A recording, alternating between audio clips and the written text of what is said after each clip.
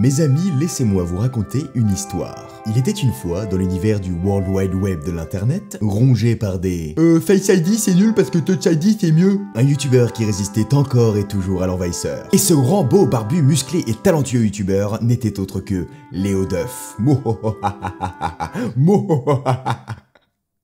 Bonjour à tous, c'est Léo Duff, je vous propose d'oublier ce que vous venez de voir et de bien écouter ce qui va suivre, car aujourd'hui on va parler de Face ID. Face ID, c'est sans aucun doute la plus grande nouveauté de cet iPhone X. Il s'agit d'une reconnaissance faciale que vous configurez au premier démarrage de votre iPhone et qui est censée en un regard vous permettre de le déverrouiller. Mais entre la promesse et le résultat, qu'en est-il? C'est ce qu'on va voir. Avant de commencer quoi que ce soit, je vais répondre aux affirmations aberrantes que je vois constamment sur cette technologie. Tu peux pas déverrouiller ton iPhone dans le noir. C'est évidemment faux, hein, c'est le principe de l'infrarouge, que tu sois dans le noir ou en plein soleil, ça fonctionne. Quelqu'un peut le déverrouiller quand tu dors. Non, il faut avoir les yeux ouverts et regarder l'iPhone. Quand les fils démaquillent, ça marche plus. Alors on n'est pas sur une simple photo, hein, on est sur un moule 3D de ton visage, donc à moins que tu mettes tout le stock de L'Oréal sur ta gueule, ça devrait fonctionner. Si t'as un accident et que t'es défiguré, tu peux plus déverrouiller ton iPhone. Bon, déjà je pense que si t'es vraiment défiguré, t'as d'autres préoccupations, et si c'est vraiment le cas au point que tu ressembles plus à toi-même, bah tu tapes le code et tu reconfigures Face ID.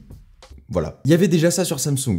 Je crois que celle-là, c'est vraiment celle qui me fait le plus mal. Pas parce que c'est Samsung, mais parce que c'est d'une aberration sans nom. La reconnaissance faciale existait déjà sur smartphone si c'est ce que vous voulez entendre, mais si on va au-delà de la simple dénomination, ça n'a rien à voir. La raison pour laquelle vous avez cette encoche en haut de l'iPhone X, c'est parce qu'il y a un véritable Kinect à l'intérieur. 6 capteurs sont réservés à la reconnaissance faciale. 6. À chaque fois que vous utilisez Face ID, c'est 30 000 points infrarouges qui sont projetés sur votre visage pour en déceler les moindres détails. Évidemment, c'est invisible à l'œil, tout comme le capteur que vous voyez s'exciter en vidéo. Apple récolte les données de nos visages, alors que ce soit pour Touch ID ou Face ID, aucune de ces données sensibles ne passe par un serveur, ça reste dans une enclave sécurisée à l'intérieur de l'iPhone. Il faut regarder son téléphone pour le déverrouiller.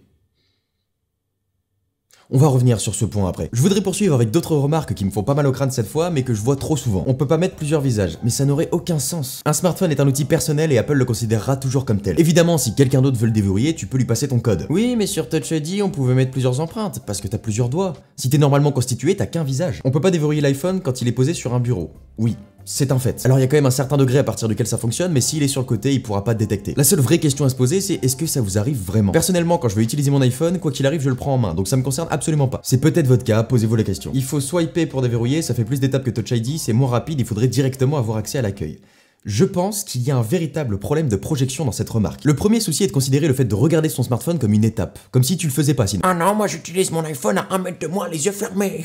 Ça pour le coup, ça fait partie des remarques aberrantes que je peux voir. T'as l'impression qu'il faut absolument trouver un défaut. Le second problème, c'est que l'habitude vous a fait oublier que poser votre doigt sur un capteur, c'est une étape. Vous ne le faites pas parce que c'est intuitif, vous le faites parce qu'on vous a habitué à le faire. Face ID, c'est l'inverse. On ne vous demande pas de changer vos habitudes, on vous demande de les oublier. Pour utiliser Face ID, il ne faut rien faire d'autre que de regarder son téléphone. Ça va aller? Et pas de le regarder bizarrement, de le regarder naturellement. Que tu regardes l'heure, les notifications ou que tu regardes le bas de ton téléphone, ça va marcher. La seule véritable étape pour se servir de son téléphone est donc de swiper, ce qui amène beaucoup de critiques. Faire cette critique, c'est remettre en cause l'existence même de l'écran de verrouillage. Si de toute façon vous n'avez pas le temps de regarder l'heure ou encore vos notifications, pourquoi faire un écran de verrouillage? Vous le voyez comme une sorte de micro-chargement? Si on part du principe que vous avez une notification, ce qui est fort probable sur un smartphone, l'iPhone se déverrouille pendant que vous la lisez et en un clic vous arrivez sur l'app qui vous a notifié. Et si on retirait cet écran de verrouillage? Vous regardez votre smartphone, il va sur l'accueil et vous faites un swipe vers le bas pour voir vos notifications. Ou comment faire un pas en avant pour tomber dans le ravin. La raison pour laquelle il y a toutes ces préoccupations autour de Face ID, c'est une raison de rapidité. Je peux vous le dire, Face ID est extrêmement rapide. Je pourrais vous faire un test Face ID versus Touch ID pour voir qui est le plus rapide, mais c'est pas la bonne question. Si tout n'était qu'une question de vitesse, je ferais mes vidéos en 360p. Ça prendrait moins de temps à exporter, à mettre en ligne, chez vous ça chargerait très vite sans avoir la fibre. Au-delà de la vitesse d'exécution, il faut prendre en compte la transparence de la technologie. Je regarde mon smartphone, il se déverrouille. J'ouvre mon application de banque, mes mails, j'y ai accès. Dit comme ça, c'est comme si je n'avais pas de sécurité sur ces fonctions et pourtant c'est le cas. Pour le moment, c'est pas encore totalement transparent. Il y a une animation qui me dit que je suis en train d'utiliser Face ID parce qu'il faut que l'utilisateur s'habitue. Mais le jour où la technologie sera complètement ancrée, vous oublierez totalement ce qu'est un code, il fera partie de vous. Ce n'est pas possible avec un lecteur d'empreintes, parce qu'un lecteur d'empreintes implique de demander une action. Votre plus gros problème avec Face ID, c'est de ne pas l'avoir testé. Oubliez tous les tests que vous avez vus. Oubliez-les pour une deuxième raison. De toutes les vidéos, de tous les tweets, de tous les commentaires que j'ai pu lire, aucun ne parle du processeur neuronal de l'iPhone X. Apple mise sur l'intelligence artificielle, l'iPhone est capable de faire du machine learning. Le machine learning, en gros, c'est quand un système électronique apprend à force d'être utilisé, il apprend de vous. C'est ce même processeur neuronal qui fait qu'il comprend quand vous avez rasé votre barbe, quand elle pousse, bon moi c'est pas trop le cas, quand vous avez des lunettes, quand vous les avez retirées, il comprend tout ça. Le Google Home, c'est le meilleur produit pour illustrer ça. Ça sert à rien, mais ça sert à Google d'améliorer grandement son intelligence artificielle. C'est à force d'exemples et de contre-exemples que la technologie devient de plus en plus précise. Et j'ai testé ce point-là avec l'iPhone. Je me suis couvert la moitié du visage avec la main, il ne m'a pas reconnu, j'ai tapé mon code. Je l'ai fait une deuxième fois, il ne m'a pas reconnu, j'ai tapé mon code. Je l'ai fait une troisième fois,